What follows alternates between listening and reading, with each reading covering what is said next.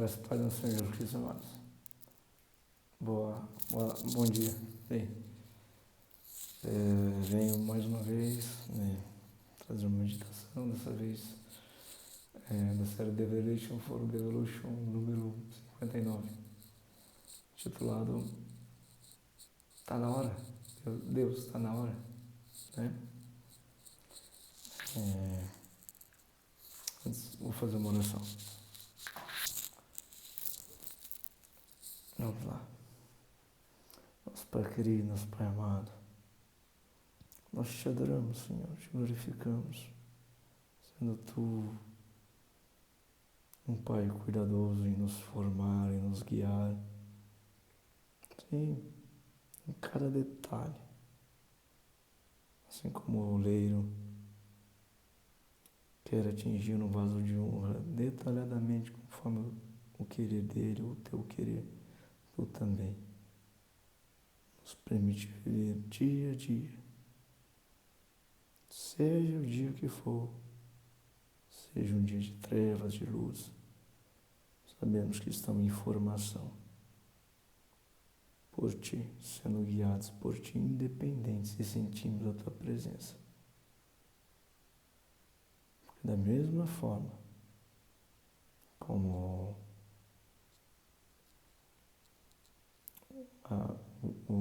a rotação do vaso nas mãos do oleiro não para até se atingir o vaso de honra, assim também és Tu nos moldando dia a dia, em dias de luz e noites frias, dias de sol, dias de chuva, ou seja, em dores, em alegrias, Tu estás nos formando. Glórias a Ti que nunca desiste de um filho Teu. Glórias a Ti que, mesmo no ambiente de trevas, em que ninguém pode ver algo em alguém, Tu vê lá um filho Teu. Nós te adoramos pela grandiosidade dos Seus pensamentos, grandiosidade do Teu amor.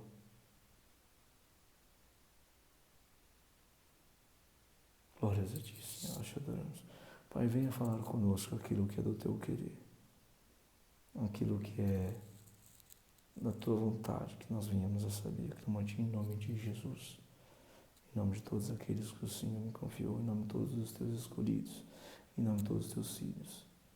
Derrama Teu Santo Espírito sobre nós, para que sejamos guiados por Ti, ó Deus. Glórias a Ti, Senhor. Amém. Falei do título, depois não falei mais nada, mas vou falar a respeito do que significa esse título aí, Deus está na hora. A gente sabe que, por exemplo, quando a gente marca um médico, agenda um médico, por exemplo, claro que para agendar um horário no médico teve que vir uma razão anterior, ou seja, precisei do médico, vamos supor, não estava enxergando bem, precisei marcar o oftalmologista, Assim também, os acontecimentos de Deus são pautados por razões anteriores, A gente sabe que todo mover de Deus na Sagrada Escritura, ele era profetizado, ou seja, era anteriormente anunciado e devido a alguma razão, não à toa. Deus falava, olha, eu vou fazer isso por causa disso, isso. E o profeta ia lá falava. E Deus assim faz hoje também, Temos aí profecias que sabemos que ocorrerão em um determinado tempo, mas não sabemos o significado, por que ele está falando aquilo, por que razão ele quer falar aquilo, como que vai ser. Será que a gente vai ver Jesus andando nas nuvens lá, isso, sabemos que isso vai ter um tempo que a gente vê Jesus vindo nas nuvens. Será que não tem nada a dizer para nós aqui hoje, para nos preparar para chegar lá? Ou seja, sabe que toda profecia, assim como toda a Sagrada Escritura, é algo para nos mudar, nos preparar, nos formar. E não simplesmente para revelar o que vai acontecer no futuro. Creio que a razão mais importante é nos preparar para o que há de vir. Né? Então é nesse contexto em que quero voltar meditando a respeito das profecias de Apocalipse, capítulo 17 e 18, mas no contexto de que o que para nós serve, o que podemos aprender com isso, é como nós devemos nos portar para o que está por vir, né? É nesse contexto. Vamos lá. Então lá, capítulo 17.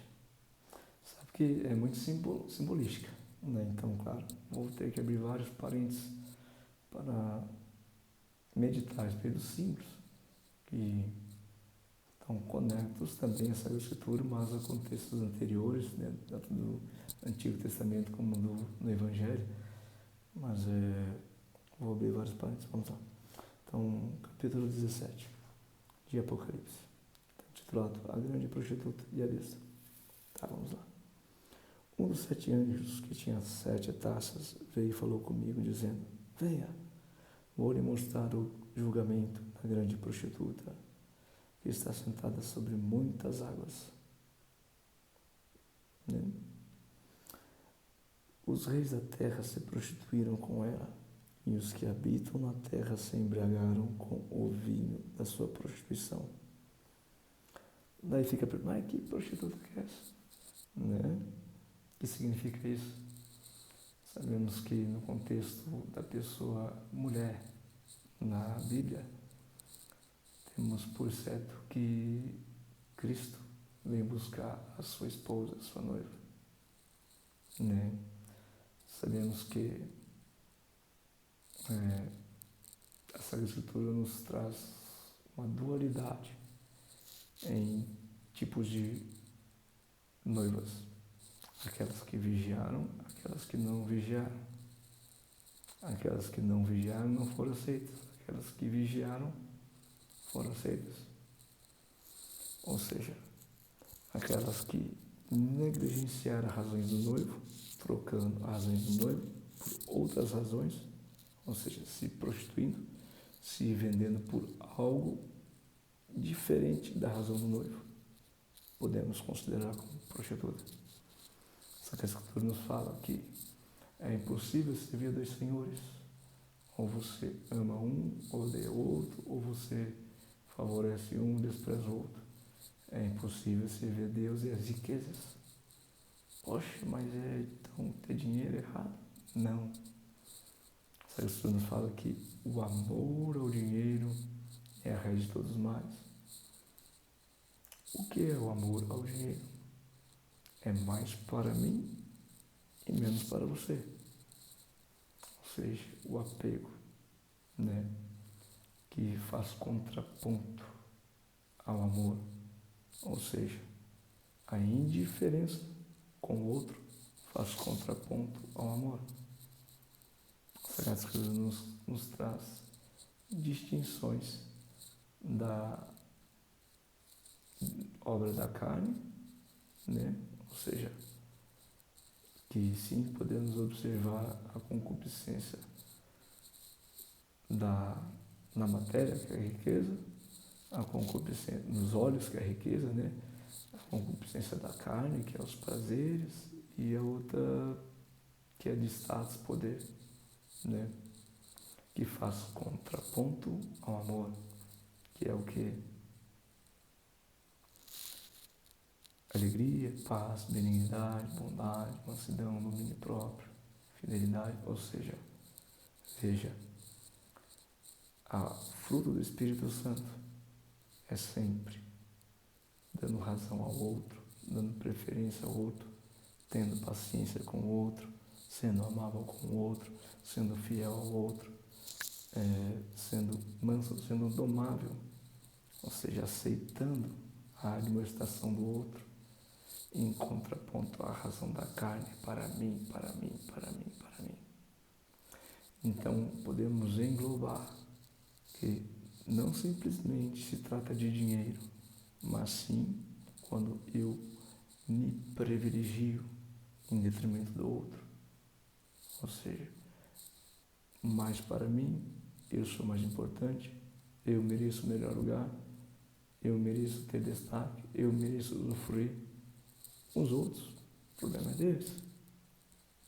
Então podemos pautar sendo essa igreja a prostituta, essa noiva prostituta, como pessoas negligentes à razão de Deus, que é o amor. Né? Tá. Vamos lá. Venha, vou lhe mostrar o julgamento da grande prostituta, que está sentada sobre muitas águas. Ó, versículo 2. Os reis da terra se prostituíram com ela. Ou seja, a terra pode ser tanto simbolizada no ambiente comum a todos nós, né? Um ambiente comum, um planeta Terra, como também um coração, né? Um coração. Advindo pela palavra da semeadura. Uma semente caiu em boa terra, a palavra caiu num coração preparado, né? Então, e podemos convergir essas duas razões, porque o que é o coração? É a alma, é onde se conecta espírito, ou seja, é um ambiente espiritual também, né? Tá, o que você quer dizer com isso? Vou falar aqui, ó. Os reis da terra, reis, aquele que tem autoridade, aquele que é altivo, aquele que manda, reis dessa terra, ou seja, aquele que manda nessa terra. Você sabe que normalmente, gente, quando o Espírito Santo vem habitar aqui, nós não mandamos mais aqui, é o Espírito Santo que manda, né? Mas quando nós mandamos na nossa própria vida, não é Ele o Senhor da nossa vida, nós somos o Senhor da nossa própria vida, nós nos idolatramos. E claro, o Senhor não pode ter vez em nós, uma vez que fazemos a nossa própria vontade, né? Então, claro, isso faz distinção também, ou seja, os reis da terra, aquele que tem autoridade, que manda aqui, se prostituíram, aqui ó, vamos ver, os reis da terra se prostituíram com ela, se venderam por algo que o Senhor não pode dar. Uma vez que a Sagrada Escritura nos fala que é impossível servir dois senhores. Então, quem é o meu Senhor? Jesus Cristo. Né? Ele que vem buscar a sua esposa, a sua igreja. Então, se eu não estou dando razões desse meu Senhor e dando razões do outro Senhor, quem é o outro Senhor? Da carne, a essência maligna, das trevas. Sim, estou me prostituindo. Né? Então, os reis da terra se prostituíram, se venderam, não somente por dinheiro, mas por status, por prazer, por muitas outras coisas. Né? Tá. E os que habitam na terra. Quem é que vem habitar aqui? O Espírito Santo. Se o Espírito Santo não está aqui, não tem habitação, é vazio. A Sagrada Escritura nos fala que é vazio. Se embriagaram com o vinho da sua prostituição, desta prostituição. Se embriagaram, se embriagaram, perderam a razão, perderam os sentidos, né? Então, ou seja, os que habitam na terra se embriagaram com o vinho da sua prostituição, perdeu o sentido, os que habitam aqui.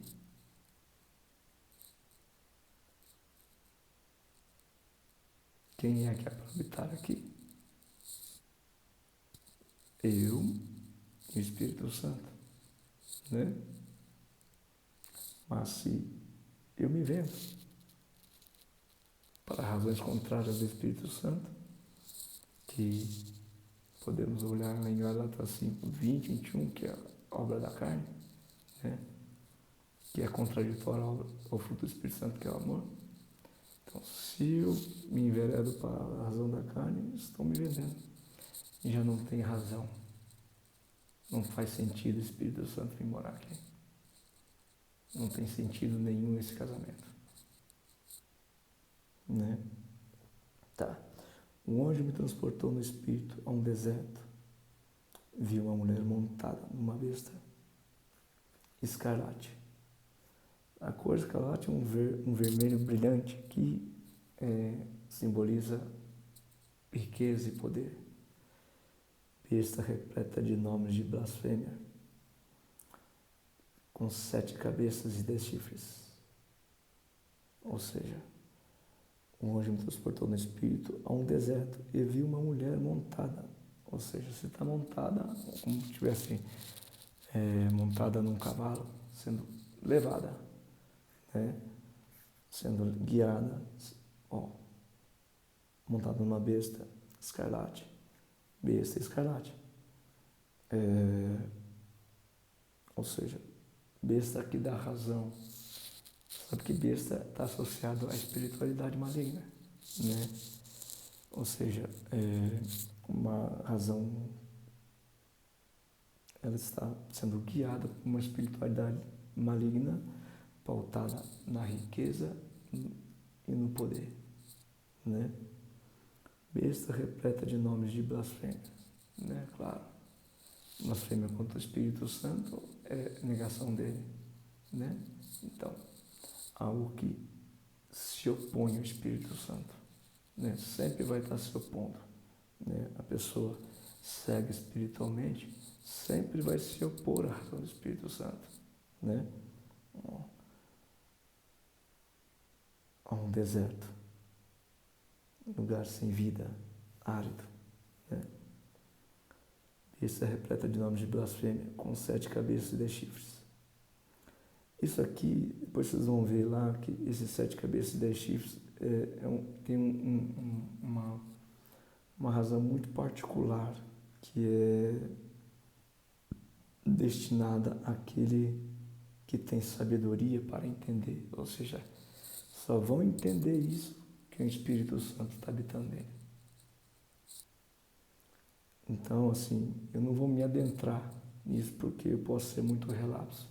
Porque é uma razão específica de cada pessoa que o Espírito Santo está habitando nele. Cada qual vai entender da forma que ele está. Então, não vou me adentrar nesse simbolismo aqui, 7 cabeças de egípcios, tá? Mas vou continuar. A mulher estava vestida de púrpura e escarlate. Púrpura, também uma cor, um tingimento que denota riqueza e também poder, né? A mulher estava vestida, ou seja, vestimento é aquilo que nos protege, né? Aquilo que nos serve como titularidade, que nos identifica, né? Então, ou seja, a mulher estava vestida, ela estava protegida e identificada por púrpura e escarlate, ou seja, riqueza e poder. Normalmente, essas duas razões é o que realmente nos fazem com que nos afastamos de Deus.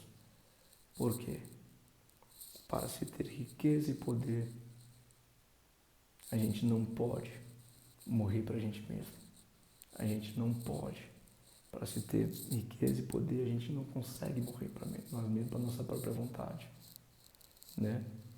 Ou seja, para morrer para nossa própria vontade, a gente não consegue ter riqueza e poder. Entende? Para morrer o velho homem, a gente não consegue conciliar com riqueza e poder, né? Tá. A mulher está vestida de púrpura escarlate, enfeitada com ouro. Aqui todo o significado abordado a riqueza e poder. Enfeitada com ouro, pedras preciosas, pérolas, tendo na mão um cálice de ouro transbordante de abominações e das imundícias da sua prostituição, como por exemplo a obra da carne, né? Que estão todas em torno da individualidade do meu eu. Eu sou mais importante, mas para mim, né? Que faz contradição à razão de Cristo, que é mais para o outro servir. Tá. Na sua testa estava escrito um nome, um mistério: Babilônia, a grande, a mãe das prostitutas e das abominações da terra. Perdão, gente. Então vi a mulher embriagada com o sangue dos santos e com o sangue das testemunhas de Jesus. Então vi a mulher embriagada com o sangue dos santos e com o sangue das testemunhas de Jesus. Perdendo o sentido, novamente, embriagada, perdendo o sentido, perdendo a razão, com o sangue, com o sacrifício dos santos e com o sangue das testemunhas de Jesus. O que é testemunhar Jesus? É morrer para si mesmo, morrer para as questões do mundo, né? E a gente sabe que normalmente a gente vive num ambiente relacional, seja de família, seja de comércio, seja de, enfim, sociedade, né? Geralmente aquele que morre deixa o seu direito, deixa a sua razão de ganhar, tá? Pelo contrário, aquele que está se exaltando acima desse que está sendo humilhado, se vê possuidor do direito daquele que foi humilhado, ou seja, perde a razão em detrimento daquele que perde, ou seja, o exaltado, ele perde a sua razão em detrimento daquele que foi humilhado. Nessa desigualdade, que é perder a razão, ser injusto, né? Uma vez que o exaltado, ele está sendo injusto porque está fazendo com que aquele humilhado se abdique do seu direito, né? Está roubando o direito do humilhado, de equidade do humilhado, né? Ou seja, em outras palavras, ele, uma vez que ele é desfavorável à equidade, ao direito de igualdade, ele está sendo iníquo, desfavorável à equidade. Ou seja, estamos falando do contexto aqui que os exaltados, os humilhados serão exaltados serão humilhados, né? É o julgamento, né? É o que está acontecendo hoje. É Deus mostrando a cara e defendendo seus filhos. Posso ter me perdido só para simbolizar o significado do que é isso, deixa eu ver aqui. Tá. Então vi a mulher embriagada, ou seja, perdendo a razão, perdendo o juízo, sendo injusta, com o sangue dos santos, com o sacrifício daqueles que estão sendo humilhados, né? Ou seja, com o sangue dos santos e com o sangue dos testemunhos de Jesus. E quando havia admirei-me com grande espanto, o anjo, porém, me disse: por que você ficou admirado? Vou lhe explicar o mistério da mulher e da besta, que tem as 7 cabeças e os 10 chifres, e que leva a mulher. A besta que você viu era e não é mais, e está para emergir do abismo, e caminha para a destruição. E aqueles que habitam sobre a terra, cujos nomes não foram escritos no livro da vida, desde de a fundação do mundo, se admirarão vendo a besta que era e não é mais, mas tornará a aparecer. Eu não vou me ater aqui a esse simbolismo escatológico aqui, porque eu quero me afixar naquilo que a gente tem que fazer, porque a gente sabe que vai ter um julgamento. A gente sabe que aquele que não for apto à absolução, realmente vai ser punido severamente. Então, esse é o meu propósito, de nos ajudar a não ser punido severamente no futuro. Entende? Mas não vou entrar nesse simbolismo escatológico, porque isso aqui é muito minucioso. Aquele que tem entendimento, aquele que tem o Espírito Santo habitando nele. Porque, enfim, talvez não é do interesse saber detalhadamente o que o Espírito Santo revela a alguns. Vamos lá.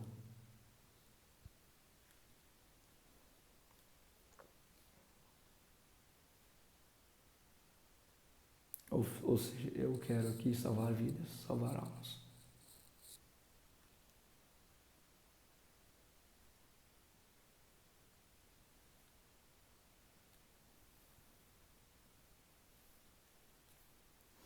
Tá.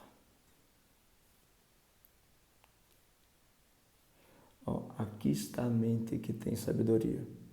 Enfim, tanto no parágrafo anterior como para baixo, vai falar de simbolismos. Aqui, como ele mesmo falou, aqui está a mente que tem sabedoria. O que é sabedoria? É correlacionado ao Espírito Santo, aquele que tem Espírito Santo. A esse sim, cabe a ele entender de forma particular o que significa isso, porque vai falar diretamente com a vida dele. Entende? Então, não vou abrir o campo, porque eu estou falando para todo mundo. Ó, mas eu vou falar, vou ler aqui, mas não vou clarificar o simbolismo aqui. Né? Aqui está a mente que tem sabedoria. As 7 cabeças são 7 montes, nos quais a mulher está sentada. São também 7 reis, dos quais 5 caíram. Um existe e o outro ainda não chegou. E quando chegar, tem que durar pouco tempo. E a besta, que era e não é mais, é também o 8º rei. Mas faz parte dos 7 e caminha para a destruição. Os 10 chifres que você viu são 10 reis, que ainda não receberam reino, mas recebem autoridade como reis, com a besta durante 1 hora. Esses têm o mesmo propósito e oferecem à besta o poder e a autoridade que possuem. Lutarão contra o Cordeiro e o Cordeiro vencerá, pois é o Senhor dos senhores e o Rei dos reis. Serão vencedores também os chamados eleitos e fiéis que estão com o Cordeiro. Tá. Isso que eu li anteriormente. Deixa eu ver aqui. Tá. O anjo disse ainda: as águas que você viu onde a prostituta está sentada são povos, multidões, nações e línguas. Tá. O que eu li anterior ao versículo 15 ali é algo muito minucioso para cada pessoa que o Espírito Santo revela. A partir daqui do versículo 15, então, anteriormente eu pautei para quem ele está falando. Isso aqui está falando para todos nós, tá, gente? Para aquele que tem Espírito Santo e aquele que não tem Espírito Santo. E em suma, gente, cuidado. Você que está negligenciando as razões de Deus, você que está se prostituindo, aceitando razões que são contra as razões de Jesus Cristo, que é amor, cuidado. Daí ele vai falar o que você deve fazer para se salvar, né? Enfim, é nisso que eu quero me ater, né? Mas vamos lá, versículo 15 em diante. O anjo disse ainda: As águas que você viu, onde a prostituta está sentada, são povos, multidões, nações e línguas. Ou seja, as águas. O que é as águas onde ela está sentada? Você sabe que as razões dessa prostituta, ou seja, são as razões do mundo. Quem jaz o mundo? O maligno. Quem tem autoridade sobre aqui? O maligno. Né? Bem certo que quando Jesus foi entregue, né, tudo aquele discorrer de tudo que aconteceu com ele na via sacra e na morte dele foi a razão do maligno imperando sobre Jesus. Ele como realmente morrendo, sim, se abdicando de todas as suas razões de vida, né, como uma ovelha, sem abrir a boca. Sim, todo aquele que imperou foi o maligno. Ou seja, aqui, então vamos lá. As águas que você viu, onde a prostituta está sentada. Quem é a prostituta? Como eu falei anteriormente, vamos intitular o ímpio. Enfim, normalmente o ímpio, altivo, orgulhoso, prepotente, né? Aquele que tem muito dinheiro, aquele que tem muito poder. Sim, ele manda. Está sentado, ou seja, está acima, né? Vamos lá. As águas que você viu, onde a prostituta está sentada, são povos, multidões, nações e línguas. Ou seja, muitos que sofrem com a autoridade, a austeridade, a injustiça, a impunidade daqueles que se detêm do dinheiro, do direito de poder, de status, enfim, de supremacia, né? Esse é o cenário. A diferença dos cabritos e das ovelhas, né? Do joio e do trigo, né? Vamos lá. Clarificando o cenário aqui, né? Vamos lá. Tá. Os 10 chifres que você viu e a besta, esses odiarão a prostituta. Eles a deixarão devastada e nua. Comerão dela e a queimarão no fogo. Porque Deus incutiu no coração deles que realizasse o seu propósito. Executem-no de comum acordo e deem à besta o reino que possuem até que se cumpra a palavra de Deus. Ou seja, quando se fala que os humilhados serão exaltados e exaltados serão humilhados, sim, aqueles que hoje estão humilhando sofrerão o seu juízo, sofrerão a sua punição, a sua humilhação, né? Ou seja, aqueles que se colocam na postura de prostituta, aqueles que fazem oposição à razão de Cristo, sofrerão o julgamento, a punição, a humilhação, né? Que fala. E sim, quem é que vai cumprir, executar? Quem executa o mal? O que é mal? A dor, o dano, a destruição, a espiritualidade maligna. Então, veja, a besta é a espiritualidade maligna, né? A besta está conduzindo essa prostituta. Mas essa mesma espiritualidade maligna que vai devastar com a prostituta, para que se cumpra o juízo, né?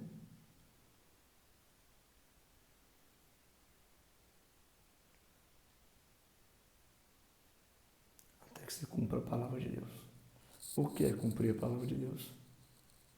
Até que o último vaso do oleiro fique pronto. Que é assim, tudo é feito para a formação dos filhos de Deus. Entende? A mulher que você viu é a grande cidade que domina sobre os reis. A mulher que você viu é a grande cidade que domina sobre os reis da terra.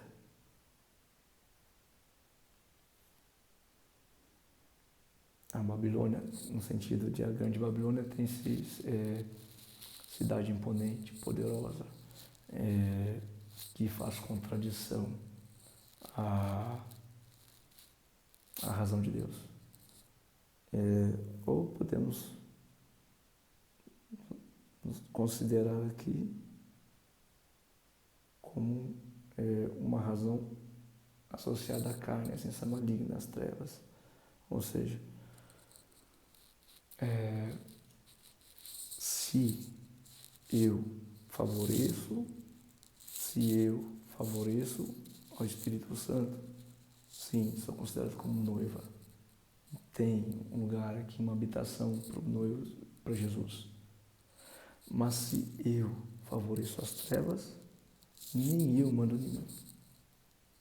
Eu sou simplesmente um fantoche do maligno. Então, um fantoche da carne. Eu sou um monstro.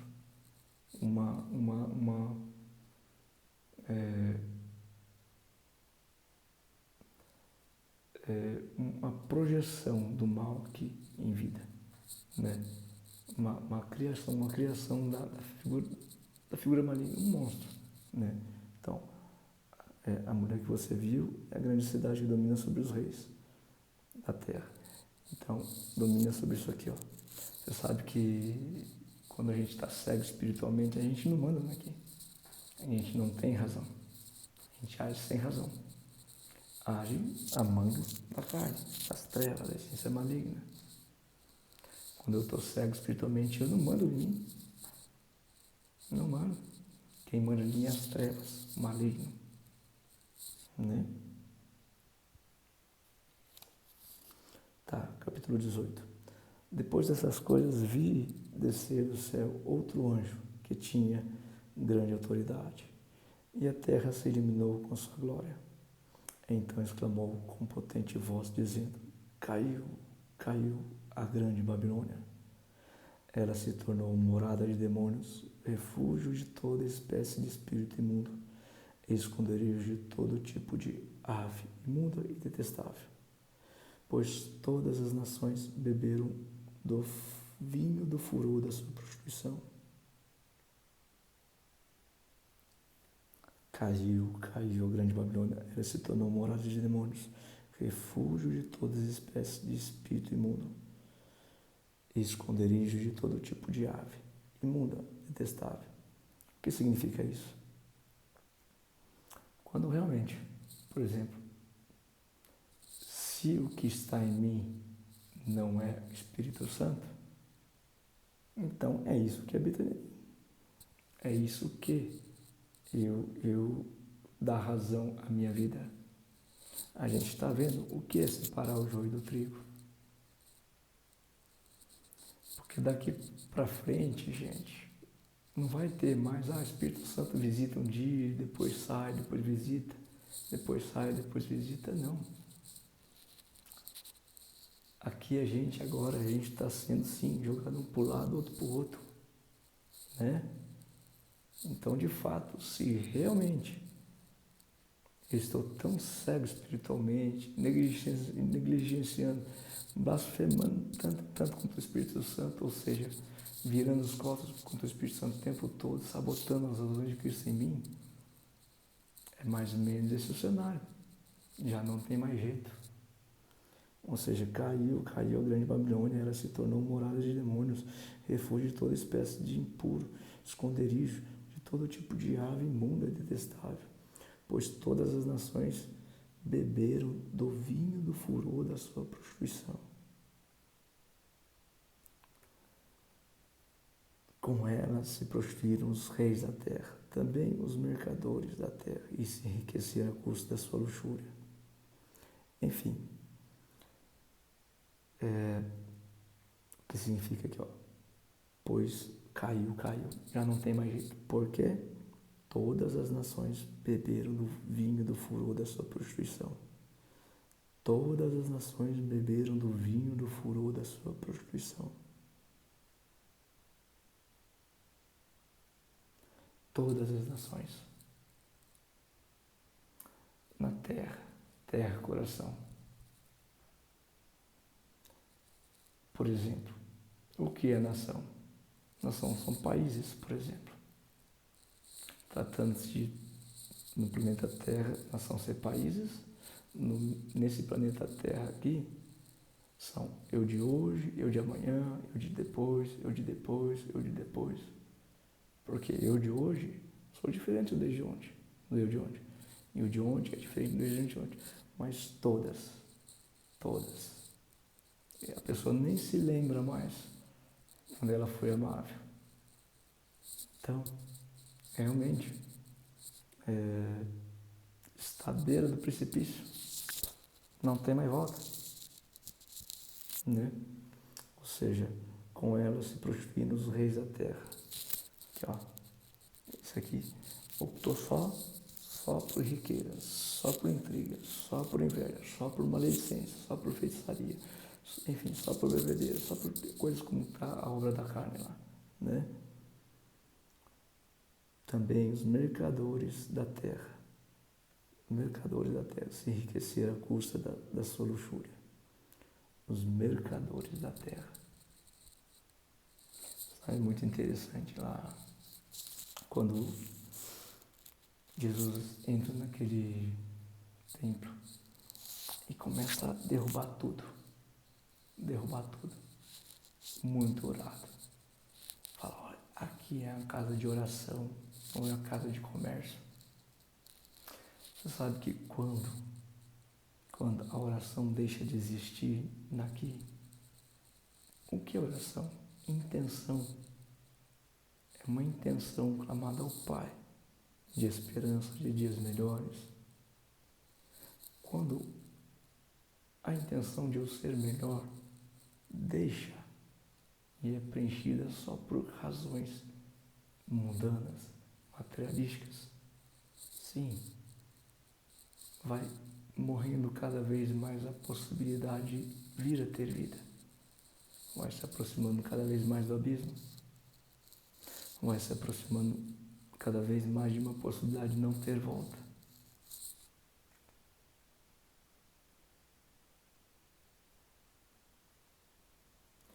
Ouvi outra voz do céu dizendo, saiam dela. Olha, essa é a instrução apocalíptica para esses dias. Saiam dela, povo meu, para que vocês não sejam cúmplices dos seus pecados e para que seus flagelos não caiam sobre você, porque os pecados dela se acumularam até o céu. Até o céu. Quem é aquele povo que fez uma montanha, uma torre chamada de Babel, querendo chegar ao céu, com seu conhecimento, com sua altivez, desprezando a figura de Deus e se igualando, querendo se igualar a Deus, querendo atingir os céus. Ou seja, aquele povo posterior a Noé, quando Deus diz, Noé, tenha por certo o que eu fiz por vocês, que eu sou o Senhor de vocês, tenha por certo que não tem ninguém maior que eu. Não sei se é mais ou menos esse o contexto, mas Deus sempre se revelou sendo superior ao ser humano. Deus sempre se revelou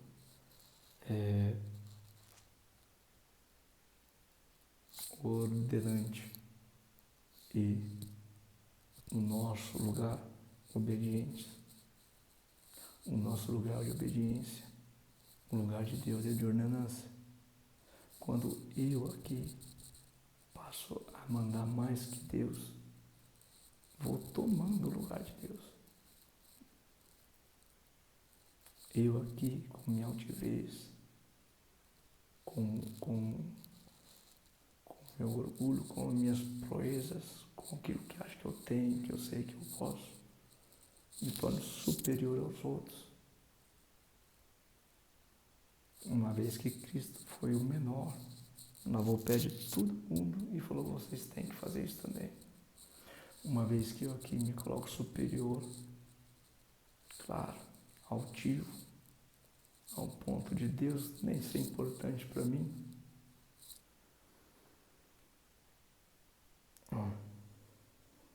eu estou sim em risco.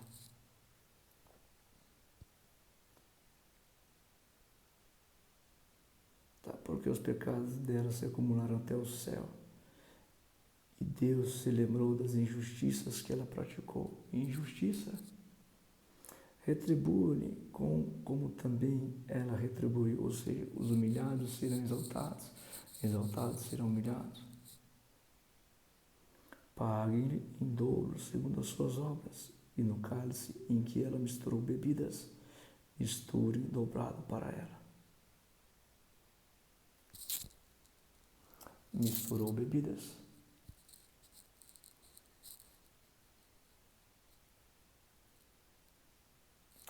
Sabe que tanto na razão, no bem e no mal, a nossa sede, anseio, também, só temos dois tipos de anseio, ou de ser bom ou de ser mal. Só tem dois caminhos opostos, que conforme o nosso anseio, ou eu vou mais para um e menos para o outro, ou mais para o outro e menos para um, entende? Misturar os anseios, né? Eu quero tanto ir para lá como para cá, ou seja, em cima do muro, né? Uma razão que dá conotação da hipocrisia. Estar falando o nome de Deus, porém sim, estar também direcionando as minhas razões para o contexto da carne. Divisões, intrigas, enfim, todo o contexto da obra da carne, né? Então, veja, misturem para ela, misturem dobrado para ela. O que é você ser hipócrita com Deus? Falso com Deus, né?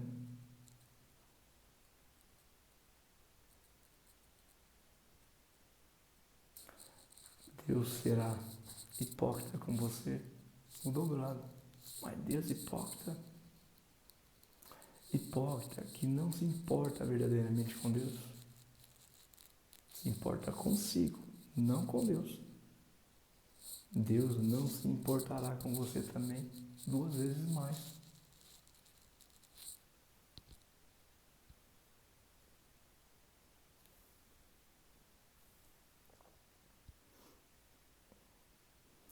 Versículo 7.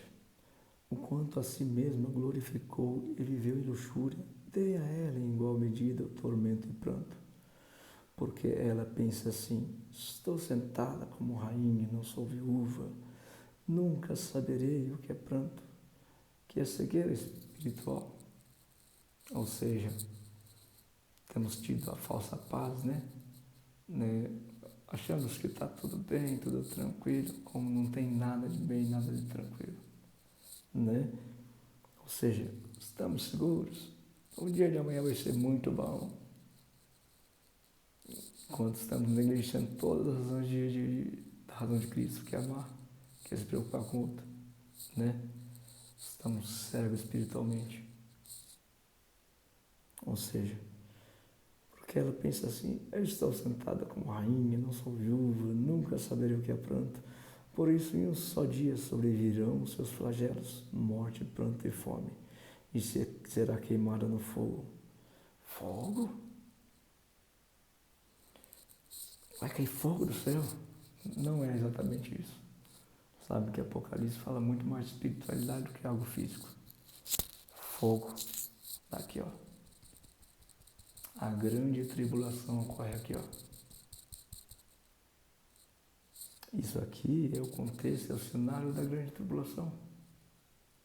É o cenário em que, por bobeira, por uma buzinada no trânsito, delimita ali o fim da pessoa. Por, talvez, uma comida que não foi tão agradável ali, aquele que se serviu, delimita ali o fim da família. Por tempestade no copo da água, assim, provida dessas razões. E quem são os promotores? Esse aqui que ele fala, olha, ela se tornou morada de demônios, refúgio de toda espécie de espírito imundo, esconderijo de todo tipo de ave imunda e detestável. Aquele que veio para provocar dano na terra. Quem é? Claro que as razões malignas que provocam dano, né? Então, isso já é muito pontuado aqui, você já está observando e vai se intensificar cada vez mais, né?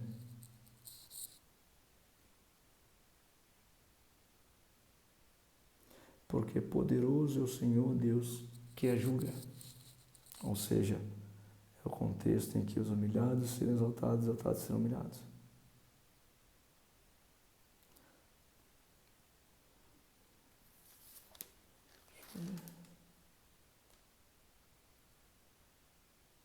Vamos lá. Os reis da terra que com ela se prostituíram, viveram em luxúria, vão chorar, se lamentar por causa dela, quando virem a fumaça do seu incêndio. E conservando-se de longe com medo do seu tormento, dizem: ai, ai de você, grande cidade, Babilônia, cidade poderosa, pois em uma só hora chegou o seu juízo.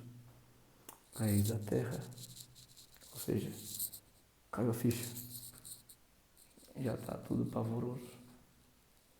No momento estava tudo tranquilo, caiu a ficha, a fumaça do incêndio, o sinal do fogo chegando, o sinal do fogo chegando, caiu a ficha. Quando cair a ficha já é tarde.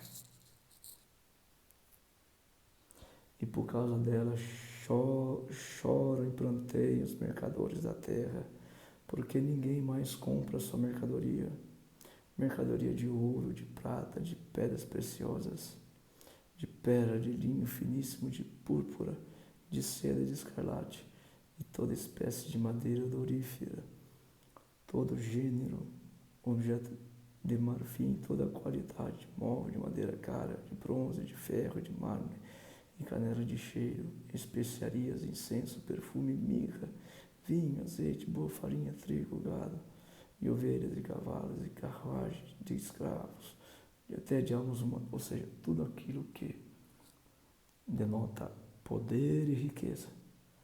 Os reis, vamos ver aqui, os mercadores da terra, esses daqui, aqueles que estão fazendo negócio aqui, já não vai fazer mais sentido isso? Me diga que faz sentido isso, a pessoa na cadeia, riqueza e poder na cadeia, quando a pessoa está, né? Que sentido faz riqueza e poder quando a pessoa já não tem mais ninguém do seu lado? Que sentido faz riqueza e poder quando a pessoa está acamada de uma forma que não consegue nem sequer se alimentar sozinha?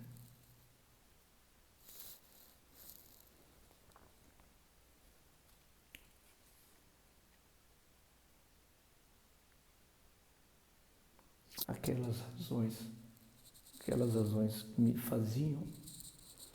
faziam optar mais pelas razões da carne do que para Jesus, já não vai fazer sentido. Não vai me fazer sentido. Tá. Eles dizem: o fruto que tanto lhe apeteceu se afastou de você e você se extinguiu. Tudo que é delicado, esplêndido e nunca mais... o fruto que tanto lhe apeteceu se afastou de você e para você se extinguiu. Tudo que é delicado, esplêndido e nunca mais serão achados. Opa! O fruto que tanto lhe apeteceu se afastou de você e para você se extinguiu. Tudo que é delicado e esplêndido nunca mais serão achados. Qual fruto que a gente mais temos que dar importância na Sagrada Escritura, senão o amor que é fruto do Espírito Santo. O amor que tanto quis entrar no seu coração se afastou de você. Porque você se afastou tanto dele que a distância, ou seja, e para você se extinguiu, que a distância se tornou impossível de se reter. Ou seja, a remada contra o abismo já não consegue ter efeito. Tudo que é delicado e esplêndido nunca mais serão achados.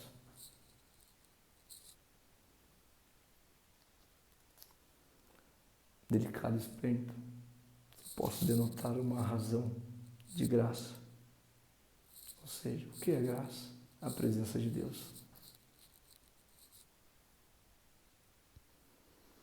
Os mercadores dessas coisas que por meio delas se enriqueceram ficarão de longe, com medo do seu tormento, chorando e pranteando, dizendo: ai, ai da grande cidade! Ah, estava vestida de linho finíssimo, de púrpura de escarlate, enfeitada com ouro, pedras preciosas e pedras, porque em uma só hora ficou devastada tamanha riqueza. Ou seja, os mercadores destas coisas, que por meio delas se enriqueceram, ficaram de longe, com medo do seu tormento, chorando e pranteando, dizendo: ai, ai da grande cidade que estava vestida de linho finíssimo, de púrpura de escarlate, enfeitada com ouro, pedras preciosas e pérolas, porque em uma só hora ficou devastada de tamanha riqueza. O que era graça antes se tornou, enfim, num deserto, em algo solitário, né? Aquilo que era gracioso anteriormente, ou seja, a gente sabe, em outro resumo, vou trazer aquele que buscar salvar a sua vida irá perder, vai ficar sozinho. Aquele que tem a graça, um usufruimento resplandecente da vida, irá perder. E aquele que perder a sua vida por causa de mim, encontrará. E aquele que inicialmente era deserto, irá sim encontrar a graça, o usufruimento sublime da vida. Em que contexto insere isso na Sagrada Escritura? Por exemplo, do rico e Lázaro, em que Lázaro está comendo as migalhas da mesa do rico, né? E caindo da mesa do rico, e morreu o rico e Lázaro. Daí, claro, Lázaro foi para um lugar e rico para outro. E aparece o diálogo lá com o rico e Abraão. Falou: pai Abraão, peça a Lázaro que com um dedo toque numa gota d'água e toque na minha língua para me refrescar, porque o calor aqui é infernal. Daí Abraão fala: filho, é impossível, há um abismo entre aí e aqui. É impossível você passar daqui para cá e nós daqui para aí. Entende? Então, de usufruir uma sublime graça, uma glória aqui, ou seja, num sentido de exuberância, de riqueza, de poder, claro, como diz a Sagrada Escritura, perceberão à frente, né? Ou seja, usufruíram que sem se importar com o outro, na postura de ricos, usufruirão à frente, sim, de penúria. Porém, aqueles que se abtiveram de si, né? Abtiveram de uma razão de direito de usufruir de alguma coisa, sim, usufruirão de uma graça, de uma glória. É a promessa que vai se cumprir.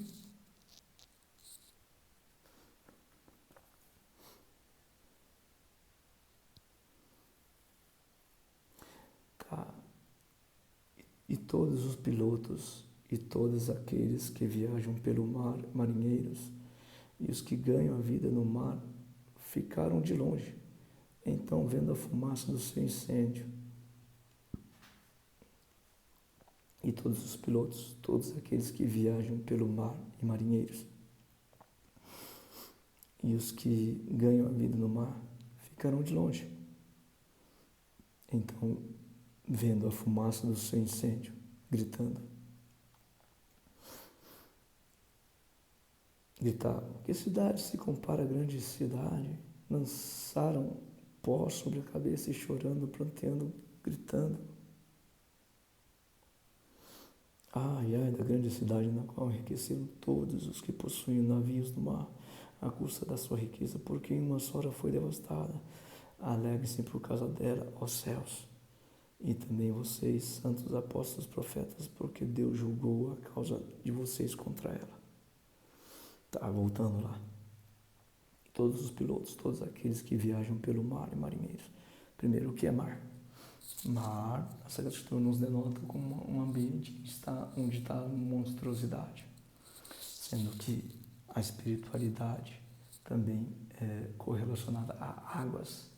Então, há águas onde está a espiritualidade do mal, né? Ou seja, por exemplo, a besta, né? A besta que levou, né?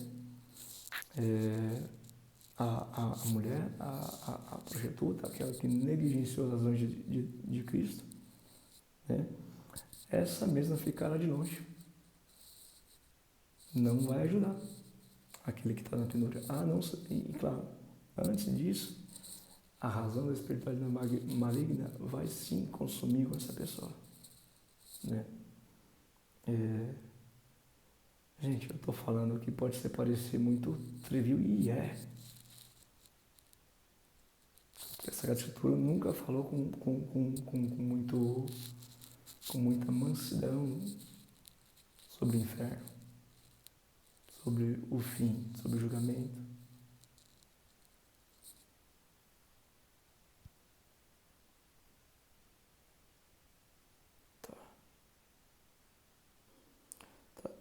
Tá. Então é isso, ou seja, os pilotos, todos aqueles que viajam pelo mar, marinheiros, e que ganham a vida no mar, ficaram de longe. Ou seja, aqueles que, por exemplo, ganham a vida no mar, ganham a vida se interagindo com as razões malignas. Por exemplo, vamos colocar aqui, só uma exemplificação. A gente sabe que muitas razões, né, das grandes posses cabe ao maligno, ao fator maligno, da espiritualidade maligna. Não é bem certo que quando Cristo estava no deserto, o maligno falou, se aproximou de Jesus e falou: olha, se prostre de mim e você vai ter tudo isso aqui, ó. Tudo isso que quiser vai ser teu. Daí Jesus falou: vai-te embora, Satanás, porque está escrito: adorarás o Senhor, seu Deus, e só a Ele servirá, prestarás culto. Né? Então, enfim, sabemos que a razão de grande poder, grande posse é cabida ao maligno. E sabemos que, assim como aqueles que caminham com Cristo são agentes de Cristo aqui, são apóstolos de Cristo aqui, tem aqueles sim que são agentes de Cristo e que sim, desbravam a espiritualidade maligna para trazer algum, entre aspas, benefício físico às riquezas, ou seja, favorecendo ou enriquecendo as pessoas, mobilizando a espiritualidade. Da mesma forma como Satanás se aproximou, né, de Cristo e falou aquilo, sim, há uma correlação da espiritualidade maligna e aos ganhos, ao poder, né, às grandes fortunas, né. Então, você fala aqui, ó, não vão poder te ajudar. Esses agentes da treva aí que, enfim, muito tempo te ajudou a enriquecer, não vão poder fazer nada, porque não vão ter autoridade sobre nada.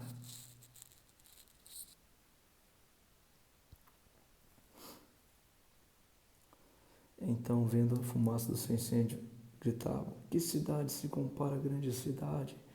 Lançaram pó sobre a cabeça e, chorando e pranteando, gritavam: ai, ai da grande cidade, na qual se enriqueceram todos os que possuíam navios no mar, à custa da sua riqueza, porque em uma só hora foi devastada.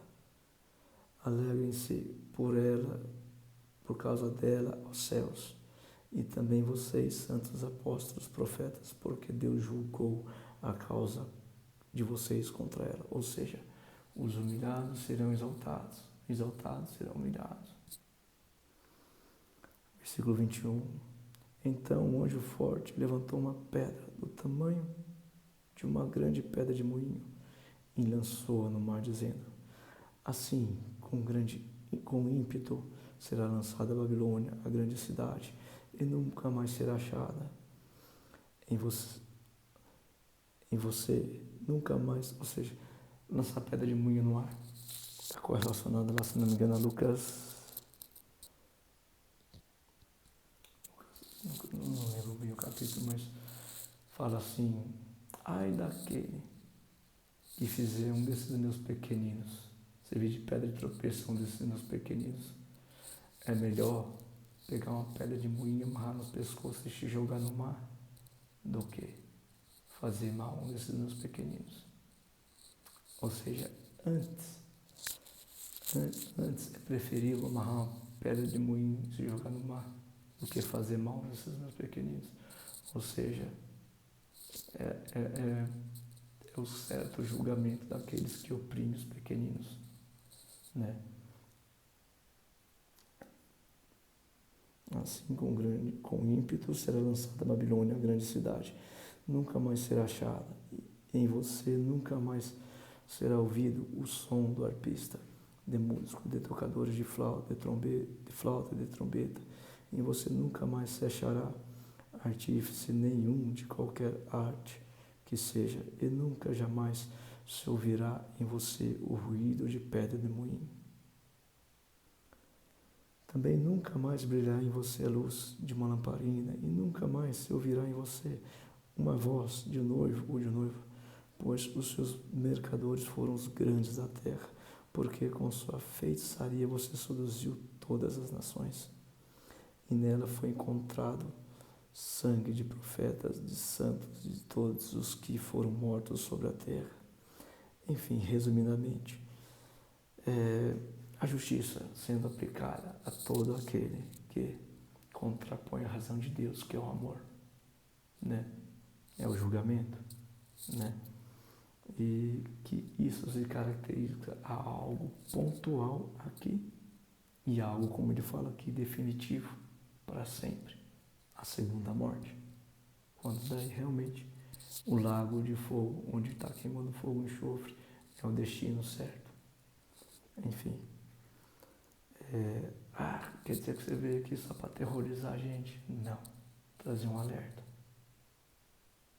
porque talvez não se vê isso sendo para nós, se vê isso sendo para o outro. E isso é uma grande trava no olho do cristão. Se preocupar mais com o outro do que para conosco. E o que eu tenho que fazer, ame. O que eu tenho que fazer, eu vou trazer um texto aqui que vai nos falar.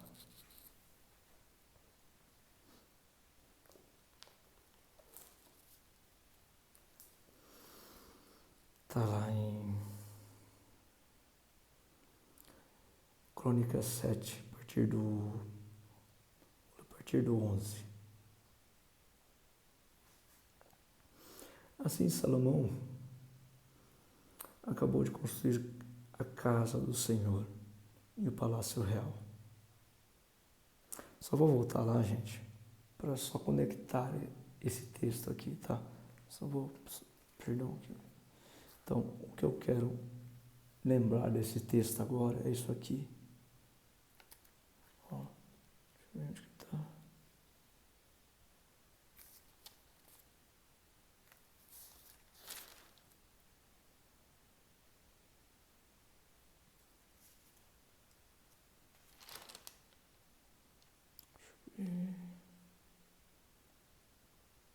Aqui, Apocalipse 18:4.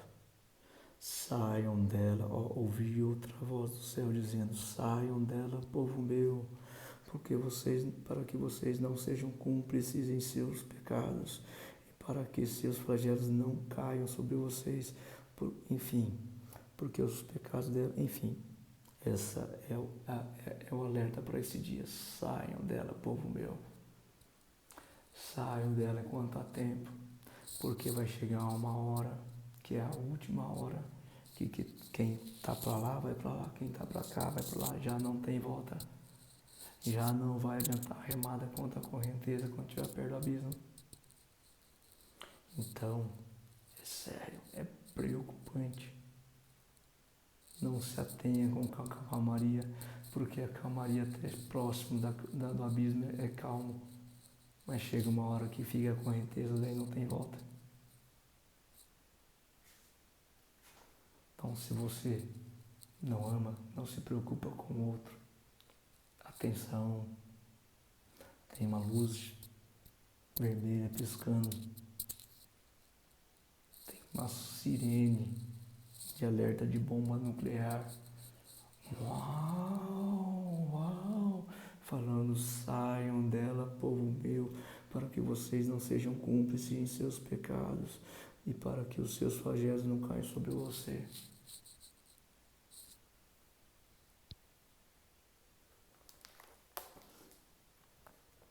Vamos lá. Está lá em 2 Crônicas 7, do 11 ao 22. Está intitulado Aliança de Deus com Salomão. Assim, Salomão acabou de construir a casa do Senhor e o palácio real. Tudo o que Salomão tinha planejado fazer na casa do Senhor e no seu palácio, ele efetuou com sucesso. De noite, o Senhor apareceu a Salomão e lhe disse: ouvi a sua oração e escolhi para mim este lugar, para a casa do sacrifício.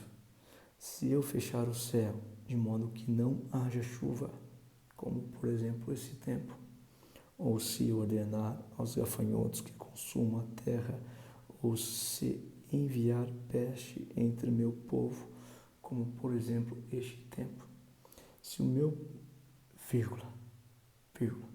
se o meu povo, que se chama pelo meu nome, se humilhar, orar, me buscar, se converter dos seus maus caminhos, eu ouvirei dos céus, perdoarei os seus pecados e sararei a sua terra.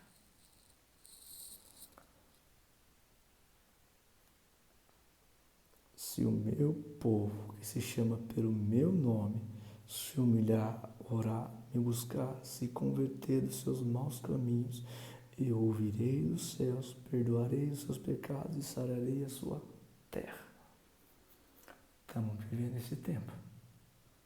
Então é um tempo, sim, de se humilhar, pedir perdão, orar, buscar a face de Deus, para que sim, Ele que prometeu sarar a sua terra, te salve da perdição eterna.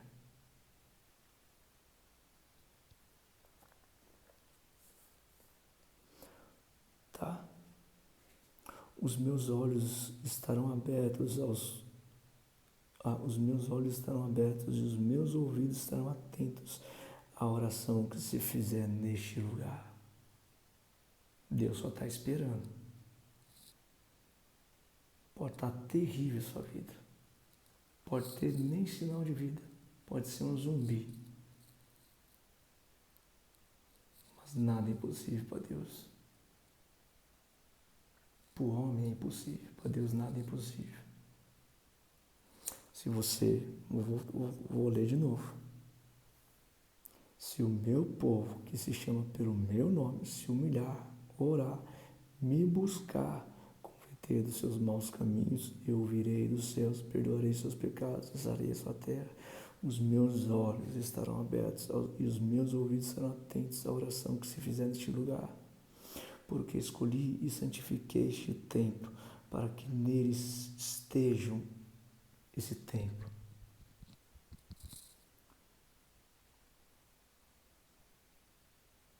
Para que nele esteja o meu nome para sempre, para sempre.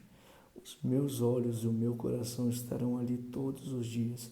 Se você andar diante de mim, como fez o seu pai Davi, fazendo segundo tudo o que lhe ordenei, e guardando os meus estatutos, os meus juízos, também confiarei o trono do seu reino, segundo a aliança que fiz com Davi, seu pai, dizendo: nunca lhe faltará sucessor que governe Israel.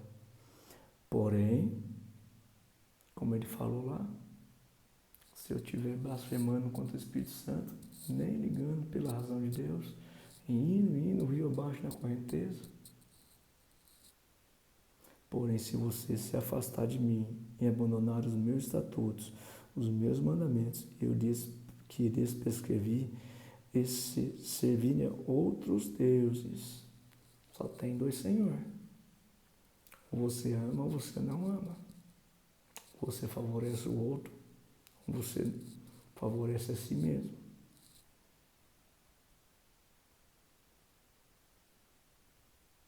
Se servirem outros deuses e os adorarem, então os arrancarei da minha terra que lhes dei, lançarei para longe da minha presença este templo que santifiquei ao meu nome, e tornarei o templo em motivo de provérbio de escárnio entre todos os povos, e todo aquele que passar por este templo, agora tão exaltado, ficará espantado e perguntará: por que o Senhor fez isso com esta terra, este templo? E a resposta será: porque deixaram o Senhor, o Deus de seus pais, que os tirou da terra do Egito, e se apegaram a outros deuses e adoraram e os serviram. Por isso ele trouxe sobre eles este mal. Enfim, é mais ou menos o que a gente leu anteriormente. Saia dessa terra, a salvação. Porque senão chegar a última hora e daí não tem volta. Como ele falou, né? Assim como fez com Lázaro, não tem como, quer dizer, com o rico não tem como você vir para cá. Enfim, busquei detalhar, né? Não sei se fui entendível, mas espero que tenha feito de um alerta importante para esse tempo, a vida de todos, né? Vou fazer uma oração.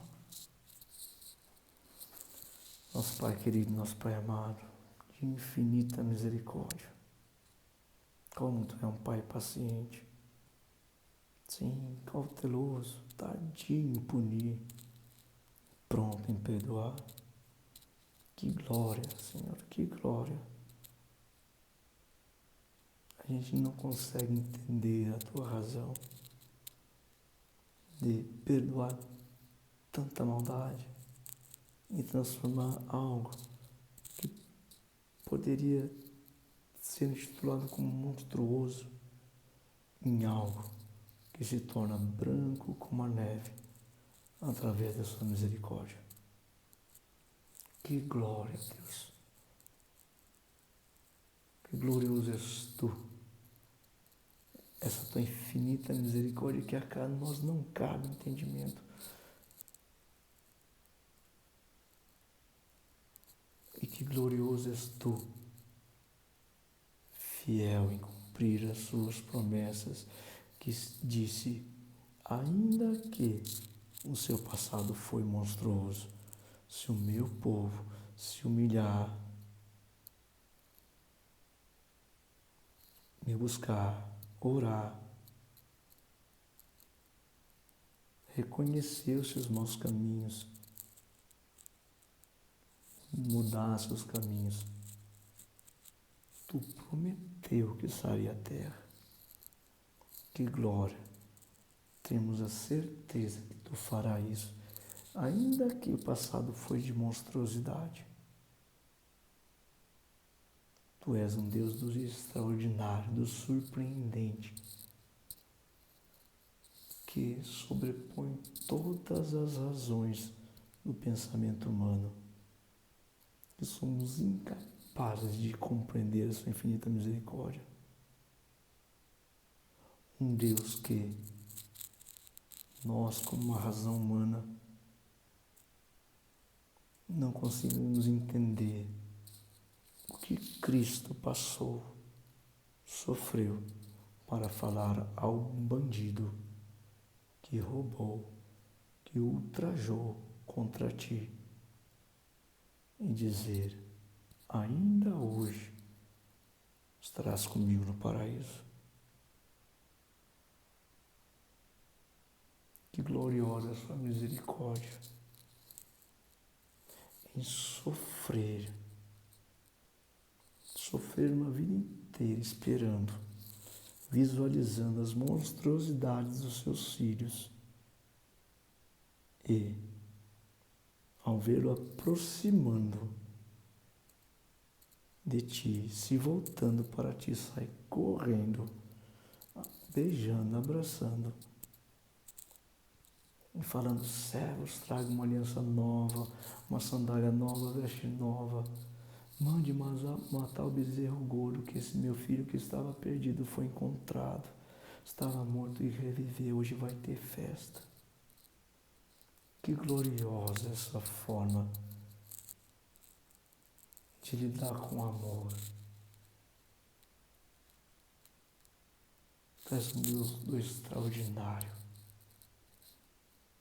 Tu és um Deus que somos incapazes de prever a sua astúcia de misericórdia. Nós te adoramos. Pai, vede como é grande a quantidade dos teus caídos, derriçados.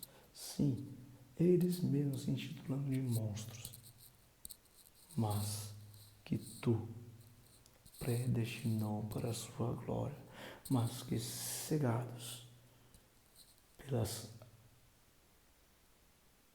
razões do lobo, pelas astúcias do lobo,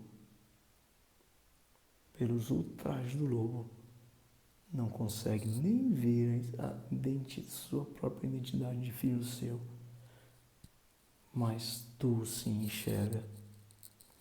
Pai, sabendo que tantas e tantas ovelhas caídas, prostradas, não tem força para se levantar,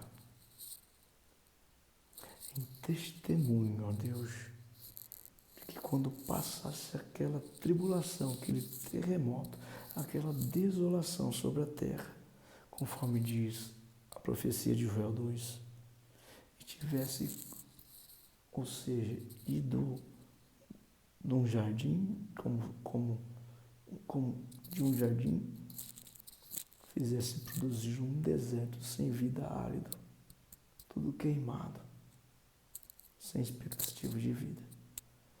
Nesse cenário, tu mandaria abundantemente o teu Santo Espírito para avivar a face da terra. Veja, Senhor, quantos e quantos são os teus que estão nessa situação, como que vivos mortos. E se não for pela graça do teu Santo Espírito, nada será feito. Mas em testemunho que tua obra não para e que, como Cristo falou, eu vim buscar todos o que o meu Pai me confiou, independente de onde estão. Em testemunho que Cristo viria através do Espírito Santo. Em testemunho que viria antes do tempo para salvar os teus. Viria buscar a ovelha perdida, machucada, assolada, maltratada pelo lobo, caída, prostrada. Senhor, se tu vê que esse é o cenário do tempo de ocorrer a profecia de Joel 2, em que haveria um grande derramado do Espírito Santo para reavivar a tua igreja.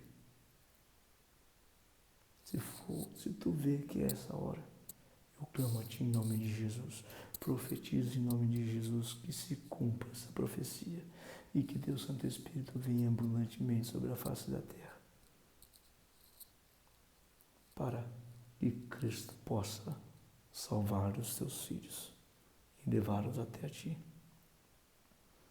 Pegar essas ovelhas, que o bom pastor possa vir pegar essas ovelhas prostradas, sará-las, fortificá-las e levá-las para a Tua casa para se alegrar contigo.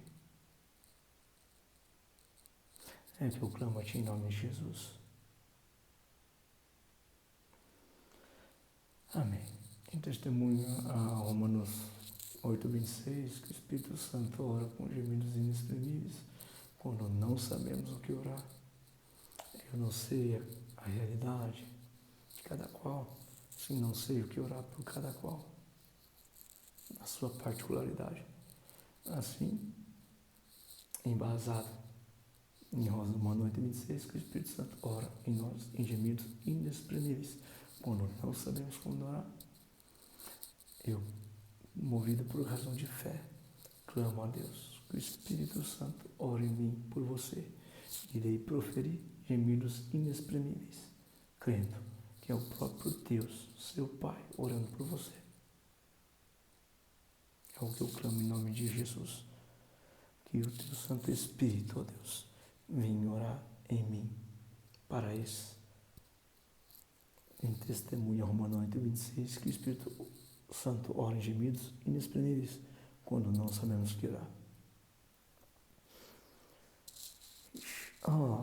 Não quero taira request me can chirur menot. Ish el kish nyor manana kaila tore pirat non tush. Jela anno ke mi hande korat. Jela pirato ke yarur miranj. Maham nun takash chishlot menot. Chunu minotalash. Jugretara line minut de lokash. Jormi ai kinulata. Tate ai minash nurmanetash. Quella ai menora mai tundan tu shulat. Kinila tolenatosh. Shal anmanura kalate yararat. Kinish nurna mulat nuyarat. Jirurinut nak aminatosh not. When a man no yazilai kinish yuralatenot. Jolai nai pish nurna minotaka. Can we never not lot? Jala manatokish nolat. Ninho caminhou la menotola ola macoishmont. Amém. Deus abençoe a todos em nome de Jesus. Deus.